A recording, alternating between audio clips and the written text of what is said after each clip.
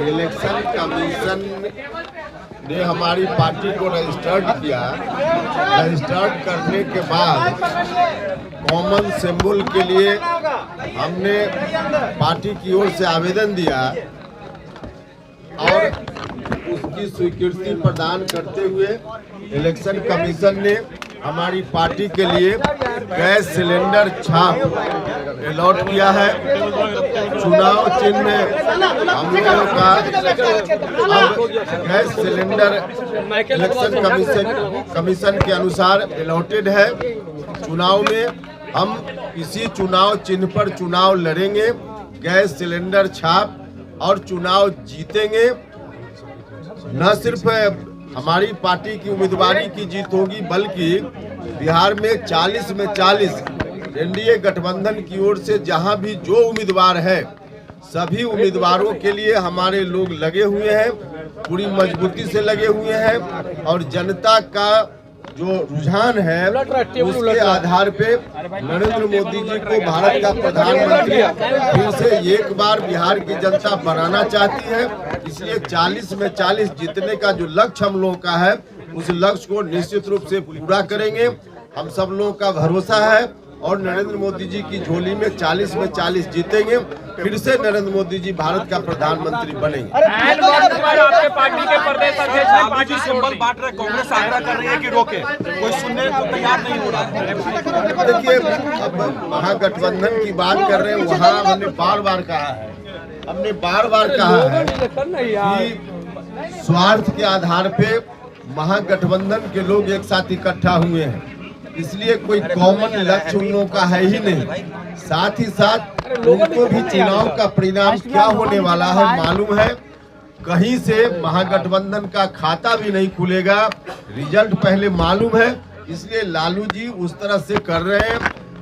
कुल मिला जुला करके सिर्फ उटौवल की स्थिति जो महागठबंधन में है वह आज ही सिर्फ नहीं है, देखते जाइए चुनाव परिणाम आने तक यही स्थिति उनकी रहेगी।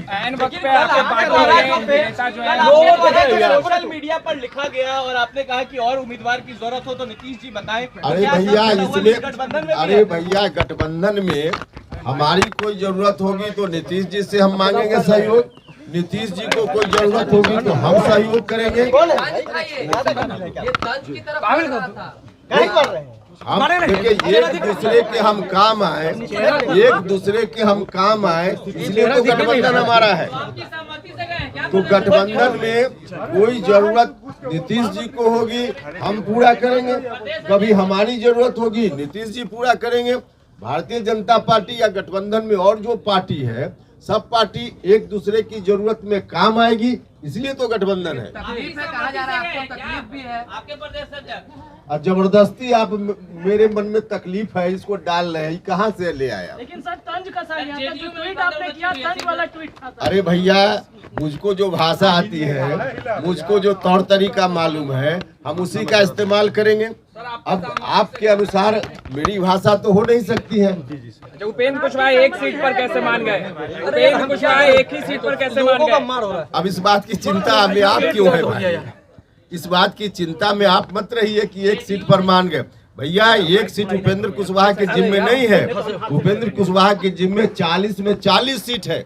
बिहार की सभी सीटें उपेंद्र कुशवाहा के जिम्मे है। किस पार्टी का कौन उम्मीदवार है कोई मतलब नहीं है, किस दल के खाते में कौन सीट गई कोई मतलब नहीं है। एनडीए गठबंधन 40 जगह लड़ रहा है तो 40 जगह उपेंद्र कुशवाहा के जिम्मे है और 40 में 40 जिताएंगे। जनता पर हमको भरोसा है। मुकेश सहनी को लेकर सर क्या नहीं, उनकी अभी क्या एक्टिविटी है राजनीतिक रूप से मुझको नहीं जानकारी है। इसकी मुकेश जी क्या कर रहे हैं मुझको कोई जानकारी नहीं है। अच्छा, पशुपति कुमार पारस जी फिलहाल अभी गठबंधन से काफी नाराज खफा है, ऐसे में उम्मीदवार उतारने की भी बात आ रही है कितना? अब देखिए, बाकी इंडिविजुअल कौन व्यक्ति क्या करेगा तो उनका जिम्मा है ना, उसमें हम क्या बताएंगे।